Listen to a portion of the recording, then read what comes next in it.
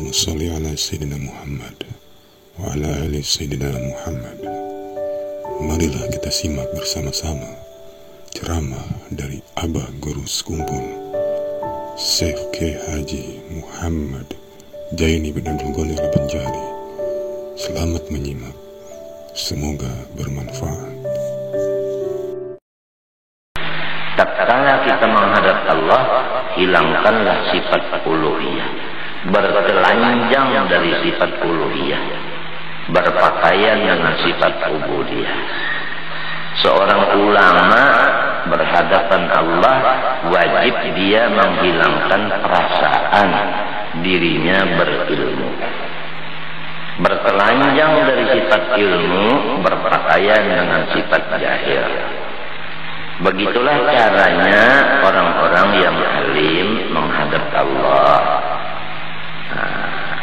Orang kaya kalau menghadap Allah, tafakkur kepada Allah, wajib bertelanjang daripada merasa mempunyai sesuatu.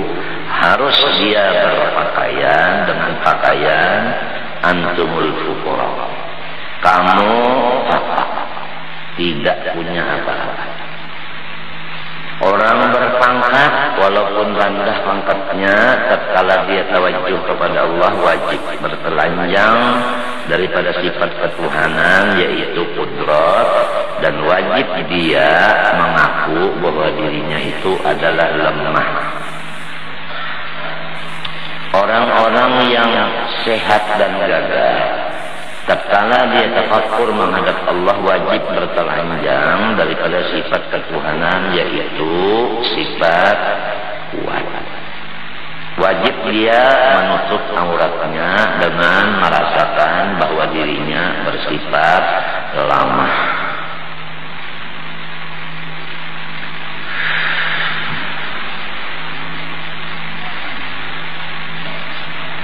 Lima itu adalah yang pertama sifat uluhiyah, yang kedua sifat ubudiyah. Sifat uluhiyah itu alim,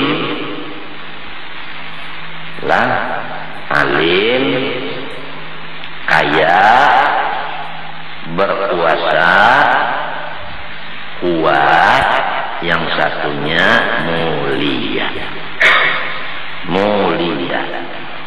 Kepada orang yang keturunan asyraf, keturunan orang soleh, tatkala dia tawajuh kepada Allah, wajib bertelanjang dari pemerasaan mulia, karena itu sifat Allah, dan dia wajib menutup dengan sifat ubudiyah, yaitu dirinya itu hina. Keringkasan sifat uluhiyah: pertama kaya, dua alim, tiga berkuasa, empat gagah dan kuat, lima mulia. Itu sifat uluhiyah, sifat Allah. Wajib tiap-tiap hamba bini-bini laki-laki yang berikbal akal melepaskan yang lima itu dari pengerasaan di dirinya.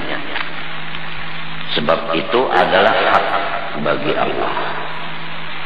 Jangan mengambil hak Allah. Ambil hak diri sendiri, yaitu lawanannya sifat ubudiyah. Pertama fakir, kedua jahil, ketiga dhaif, tidak kuasa, ajiz. Yang kedua baik, yang keempat dhaif, lemah, yang kelima hina. Itulah sifat ubudiyah, dan inilah perintah Allah Subhanahu wa taala yang disampaikan dalam Al-Qur'an itu, yaitu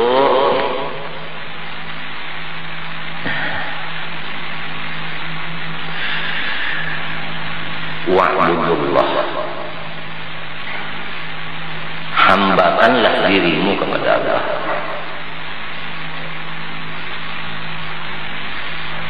Duduk di kehambaan, dan lain-lain dari ayat-ayat lagi yang menunjukkan perintah duduk di kehambaan, jangan duduk di ketuhanan.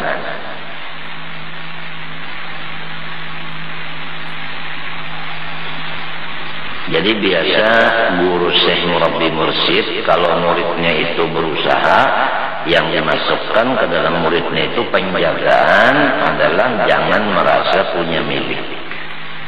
Jadi muridnya yang pengusaha itu tidak merasa milik modal dan ujungan.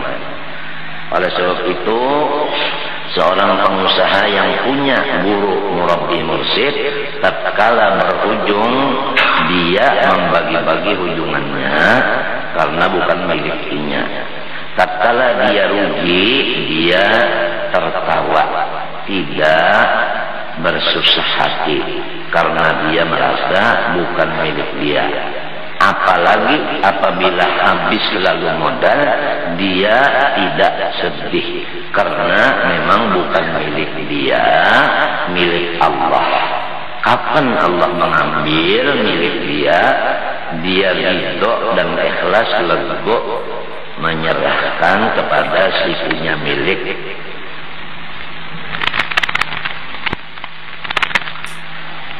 Itu kalau pengusaha yang punya guru dan menurut lawan guru, karena tidak semua murid menurut guru.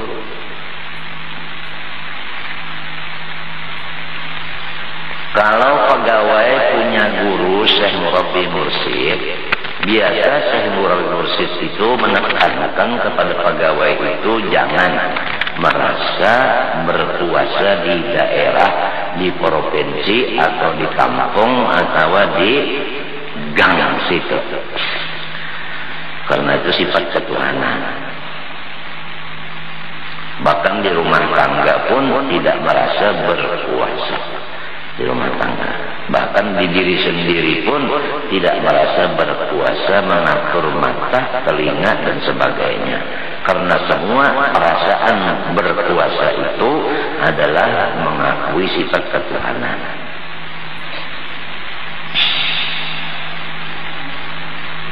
Jadi tatkala pangkatnya hilang, maka dia ketawa, sebab dia tahu memang ini adalah sifatku memang tidak punya kekuasaan.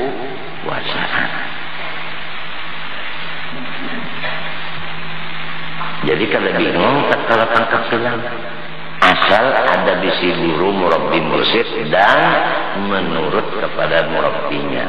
Tapi kalau menurut lawan guru bahaya, modal Nabi Musa mana guru Nabi Hajar. Itu bukan Nabi Musa salah, ada. Nabi Musa itu orang rasul maksum tapi sindiran. Artinya bahwa banyak orang yang menuntut ilmu itu tidak bisa sanggup melaksanakan adab terhadap gurunya.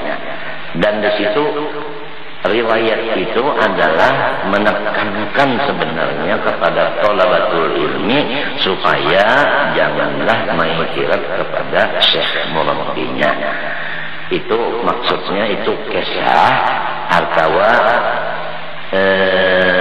istilah usul fikih itu khabariyah di mana insya'iyah.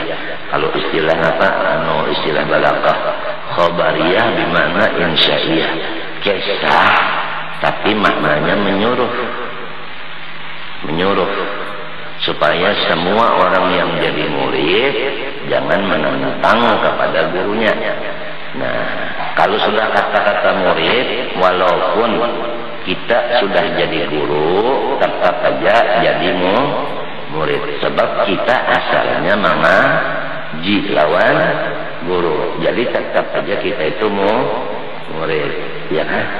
Nah, si guru kita pun yang di atas dari kita, beliau pun demikian, tetap merasa dirinya murid, karena di atas dia ada lagi sebagai guru dia, sampai kepada Rasulullah SAW yang disebut Syekhul Kul, guru sealam semesta. Sampai ke sana.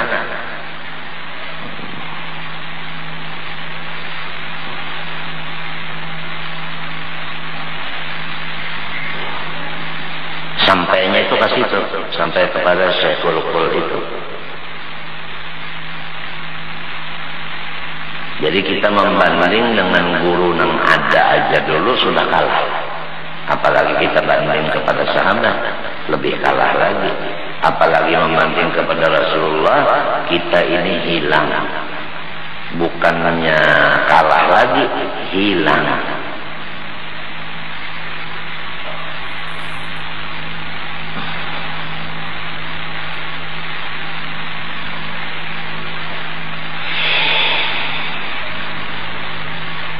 Biasa kalau orang jago-jago itu punya murabbi mursyid, murabbi mursyidnya itu menekankan supaya jangan merasa gagah dan berani, karena itu sifat Allah. Kita tetap lamah lintuk. Biasa kayak itu. Nah, jadi setiap nang jago itu tidak memakai sifat ketuhanan apabila bisnis Syekh murabbi mursyid dan menurut dengan pimpinan gurunya. Kalau tidak, dia mengaku dirinya Tuhan. Kada sedikit orang jago-jago karena kada bisi guru mursyid merasa dirinya jadi Tuhan. Kada sedikit orang sugih yang tidak bisi guru mursyid merasa dirinya Allah. Karena dia mengaku sugih, dia mengaku jagal. Kada sedikit pegawai yang mengaku jadi Allah, sebab dia tidak punya guru mursyid atau tidak menurut gurunya mengaku dia punya kekuasaan di wilayah sini. Demikian orang yang punya rumah tangga bahkan punya diri sendiri, dia itu mengaku kawa mengatur diri sendiri, kawa mengurus mata, kawa mengurus telinga, kawa mengurus muntung, kawa mengurus tangan dan batis. Padahal sifat kekawaan itu sifat Allah, bukan sifat kita. Itu baru diri sendiri ya, apalagi bisi bini, apalagi bisi anak. Nah, jadi kemusyrikan inilah yang wajib kita bersihkan di diri kita masing-masing. Masing-masing bidang itu. Kalau mau berpikir ke sana, insya Allah kita insaf dan mengaku bahwa banyak dosa. Dengan adanya pengakuan itu, insya Allah kita berpikir dan minta tolong lawan Allah supaya kembali ke jalan benar sebelum meninggal dunia. Begitulah laki-laki perempuan yang hidup di dunia semestinya punya guru, Syekh murabbi mursyid dan taat kepada guru itu, siap laksanakan. Tidak ada usul. Kemudian kalau seseorang itu punya guru Syekh murabbi mursyid, kebetulan dia ini seorang ulama. Nah, biasanya Syekh murabbi mursyid ini memimpin supaya dia bertelanjang dari sifat ilmu yang ada di otaknya, mengaku bahwa diri itu jahil. Sebab ilmu itu adalah sifatnya Allah kalau kita masuk di wahdaniyat sifat. Jadi biasa rusaknya orang-orang guru, orang-orang alim mengaku dirinya Tuhan, yaitu merasa punya ilmu. Sedikit atau banyaknya sama aja. Selama ada perasaan di hati berilmu, selama itulah mengaku seorang Tuhan kedua. Wa ma yu'minu aktsaruhum billah illa wa hum musyrikun. Orang yang beriman sedikit sekali, yang musyrik yang paling banyak. Jadi bertelanjanglah daripada ilmu, berpakaianlah dengan sifat kejahilan. Insya Allah kita selamat. Tetap di sifat ubudiyah, meletakkan perasaan itu di sifat ubudiyah.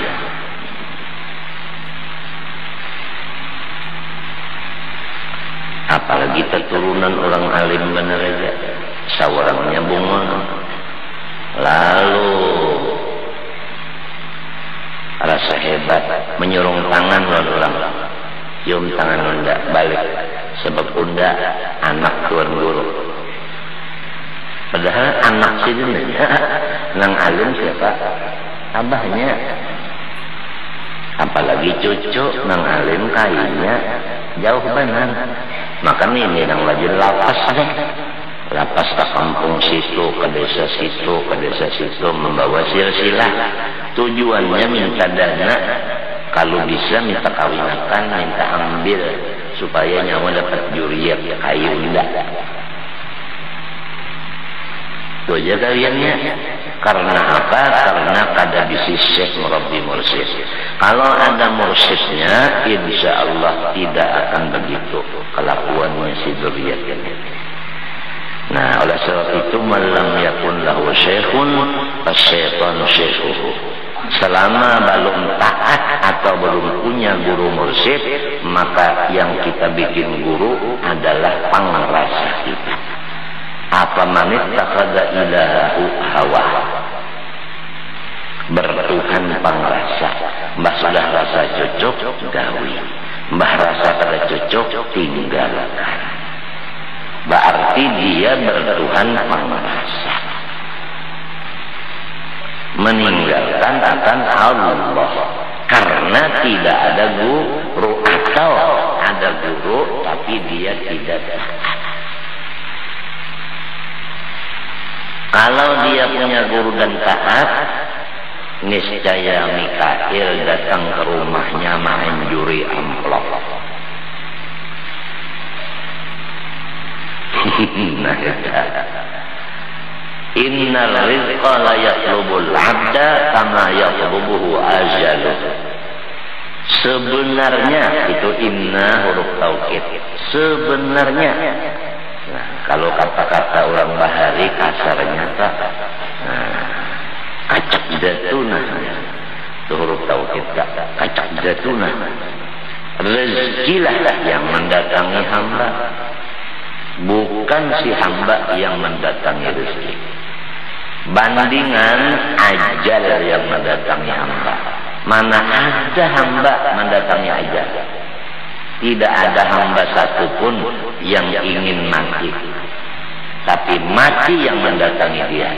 Walau kuntum fi burujin musyayyadah, aina ma takunu yudrikumul maut. Si maut itu fa'il, yudrik itu fi'ilnya. Si maut nang yudrik. Demikian si rezeki nang datang. Kalau kita udah tahu begitu, kenapa jadi bersusah payah menuntut rezeki? Asal percaya kepada hadis tadi. Yang penting tugas kita selaku pegawai Allah Ta'ala laksanakan. Masalah tukang gaji Allah Ta'ala tetap innallaha la yukhliful mi'ad. Disinilah orang ahli kasbi lemah dan rendah derajat dari ahli tajrid.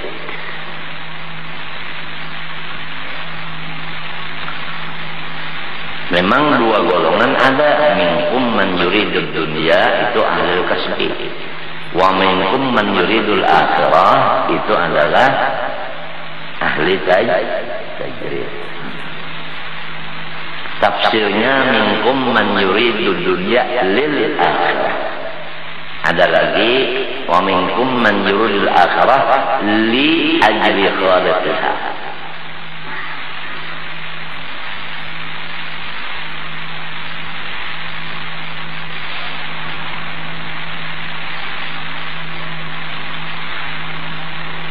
Kalau orang keturunan mulia seperti Ashraf dan seperti Dzurriyyat Sulaha dan ulama dan obat, punya Syekh Murabbi Mursyid yang biasanya Syekh Murabbi Mursyid itu mengobati dan memberi resep hanya satu saja, yaitu jagalah jangan merasa mulia, sebab penyakitnya di situ.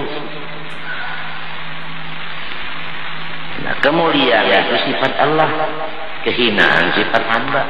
Jadi ringkasnya tugas Syekh Murabbi Mursyid ini menetapkan seseorang di makam seseorang itu.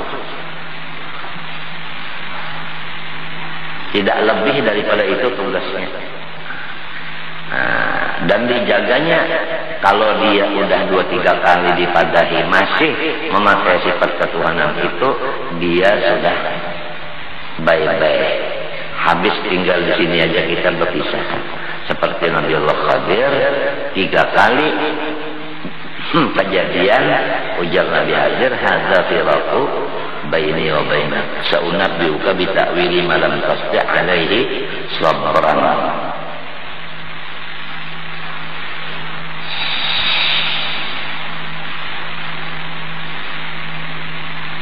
Jadi kita ini umut mentafakkurkan diri ini.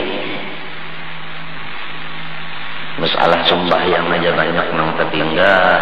Waktu lagi muda-muda kita sembahyang sekehendak. Sekarang sudah duha. Alangkah bagusnya waktu siang dan malam yang kosong diisi dengan mengodok sembahyang. Dari mulai subuh, dhuhur, asar, maghrib, isya. Tinggalkanlah qabliyah ba'diyah. Sebab banyak sholat-sholat kita itu nang kada sah. Ada kalanya karena wudunya kada bagus bahari, ada kalanya karena bacaan kurang fasih bahari, ada kalanya karena tumaknina ketinggalan sembahyang nang bahari, ada kalanya karena kurang khusyuk atau tidak khusyuk sama sekali. Ini menghajatkan taubat, yaitu dikodok sembahyang yang dahulu itu tadi. Demikian puasa, banyak puasa kita yang rusak dengan mengupat orang dan sebagainya.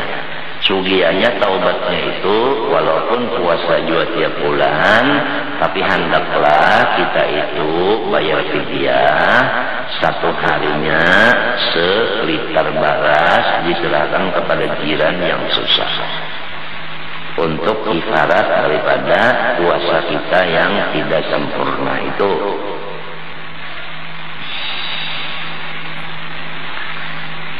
Ini sangat penting kepada kita, sebab kita ini hidup pada belawasan, memarahi kubur. Nang anum nang tuha sama, nang dimarahinya itu kubur. Biar berundur berjalan tetap memarah juga, memarah ke kubur. Nang penting itu kita ini berusaha karena diberi akal. Ya kalau tak, untuk menyelamatkan masing-masing diri kita. Kalau dosa terhadap makhluk, minta halal, minta maaf, minta ridho, minta ampun, artinya mengaku salah. Kemudian jangan lagi banyak bergaul. Harus luzumul buyut, kecuali perlu baru keluar rumah. Karena taubatnya memang benar. Tapi kalau taubatnya ketaubatan itu masih seimbang antara di rumah dengan keluar dari rumah. Nah, kalau seimbang keluar rumah 12 jam, di rumah 12 jam, itu belum sempurna taubatnya. Apalagi 20 jam bergaul, 4 jam aja di rumah, sudah kada seimbang. Orang yang bertaubat daripada dosa di pergaulan, caranya melepas akan tempat dosanya itu, yaitu di gaulan tadi. Harus menjauhi gaulan. Kepada orang lain janganlah jahat sangka. Bahkan hendaklah mendoakan kepada orang itu supaya taubatnya diterima Allah. Karena dia sudah sadar bahwa selama bergaul menambah dosa. Jalannya mengurangi majelis dosa tadi. Pergaulan tadi.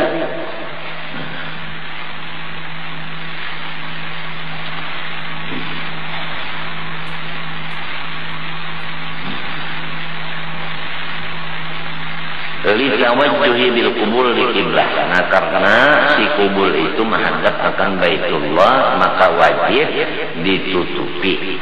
Nah, itu untuk menghormat Baitullah, apalagi Allah. Kalau menghadap Allah, lebih-lebih lagi disuruh hormat. Dengan jalan tadi melepaskan daripada sifat uluhiyah dan berpakaian dengan sifat ubudiyah. Istilahnya bertelanjang dari sifat ketuhanan di pengrasaan, berpakaian rapi dengan sifat ubudiyah kehambaan. Sifat uluhiyah 5 yaitu kaya, alim, berkuasa, kuat dan gagah, dan mulia. Sifat kehambaan yang dipakai oleh setiap manusia laki-laki bini-bini yaitu pertama fakir, kedua jahil, ketiga lemah, ya kan? Nah, lemah artinya kada berkuasa. Keempat dhaif, artinya apa? Kada kuat. Yang kelima hina, kada mulia. Jadi duduklah di sifat kehambaan, janganlah duduk di sifat ketuhanan. Ini letaknya di pengrasaan. Kalau orang itu adalah alim, ada di awaknya, turunan mulia ada di awaknya, sugih ada di awaknya, pangkat ada di awaknya, jagau ada di awaknya. Syekh Murabbi Mursyid ini sulit mengurusnya sebab penyakit berat 5 penyakit berat yang harus dibasmi oleh tabib dokternya itu. Apalagi si muridnya ini udah merasa jagau, menghinakan kepada Syekh Murabbi. Apabila sudah menghinakan, kada mau menerima apa perintah daripada Syekh Murabbi tadi. Kada mau nang siap laksanakan. Nah, itulah kebanyakannya gangguan-gangguan orang menuntut ilmu. Tadi kita ulangi, terpengaruh dengan sahabat. Ya, kalau bujur-bujur hendak alim sampai kepada ilmu nang tadi, melepaskan uluhiyah, memakai ubudiyah, harus kawan kita, guru dan kitab. Hanya itu aja. Yang lain lepaskan semuanya. Nah, itu.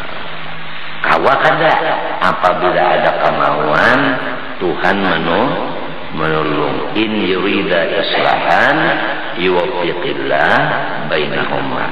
Asal ada kemauan, Allah menolong.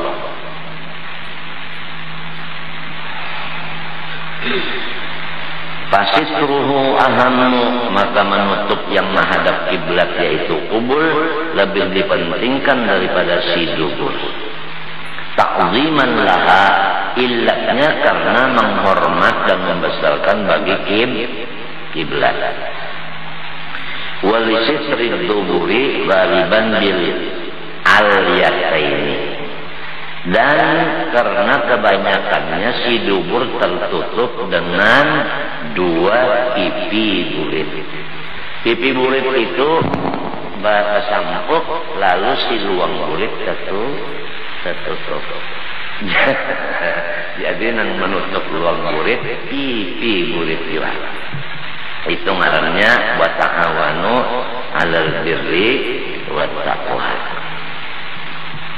Begitu Allah Ta'ala menyusun sifat kasih sayang antara luang burit dengan pipi burit, karena dia itu bersaudara. Nang ini luang burit, nang ini pipi burit, berarti dua-duanya anak burit.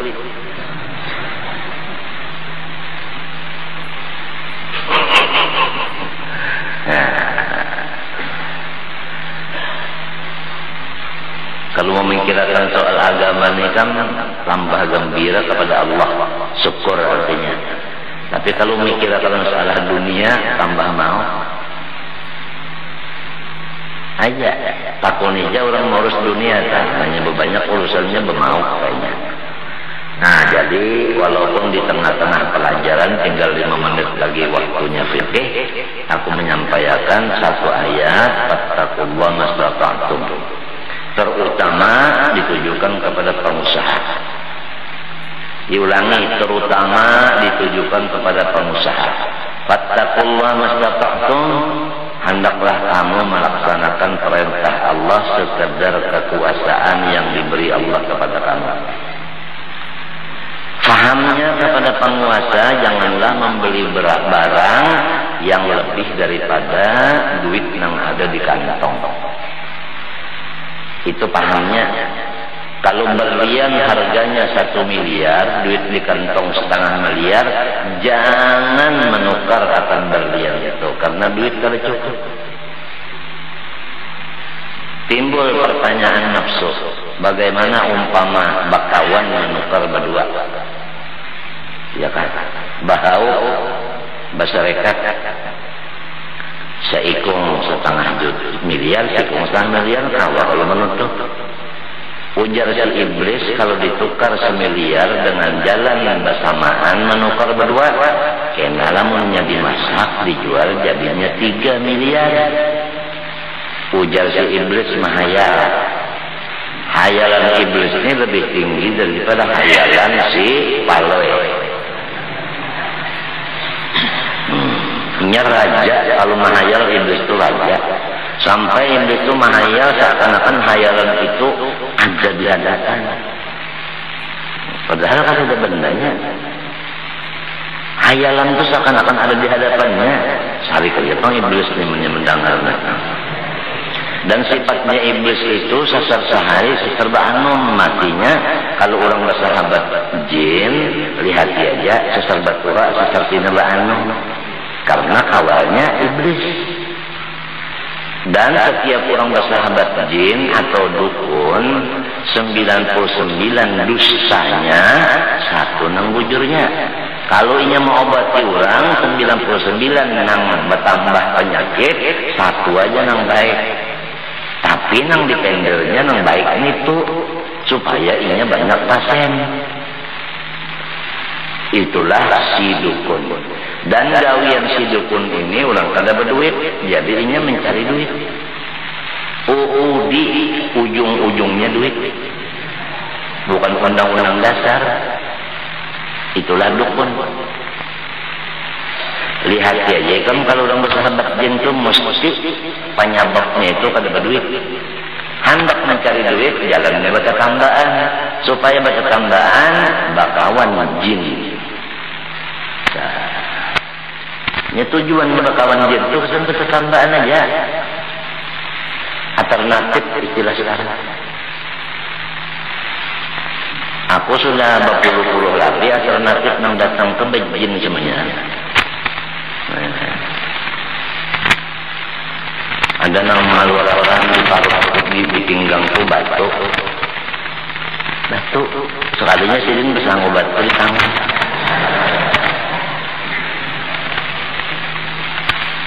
Bupati sudah ada wakaf Polres sudah begitu. Nang membawakan ke rumah bupati lawan wakaf. Membawakan hasilnya. Sekali di sini sampai sini, wah ada batu di sini. Padahal batu itu bisa bersanggur di tangan. Iya sini. Dikitipakan sini batu itu di pinggangku sakit pinggang, bebalar abang. Batu nah di sini batunya, batu kerikil. Nyata benar batu yang di kampung sini dari bawah sini. Cuma si wakil ini, si wakil polisi ini ke Polresnya ada paham, ya kanya paham ditangkap kecil tak. Tapi itu ngaranya penipu buruk. Ada lagi nang maisap ke pinggangku karena penyakitku ini kan di pinggang, diisapnya pinggangku. Mengambil ke wadah. Nah. Mengambil muak nang keluar paku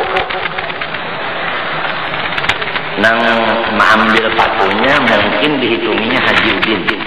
Haji Udinnya ada berapa bilah ke pakunya itu paku sirap sudah bertagar dibuatnya kemuntungnya bedul.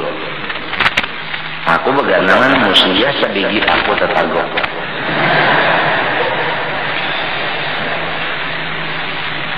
Ujar babinian balik duit aja kalau kondusnya diberi duit.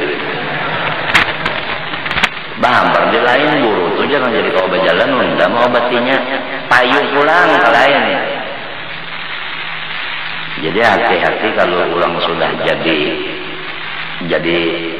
apa namanya, jadi panutan masyarakat, jangan sembarang. Sebab itu bisa membawa ke orang banyak. Nah, paurutan aja bakaja hendak maurutakan. Apabila baik, unda maurutakan ya supaya yang lain berurutannya pulang. Samanya mengambil kesempitan di dalam kesempatan.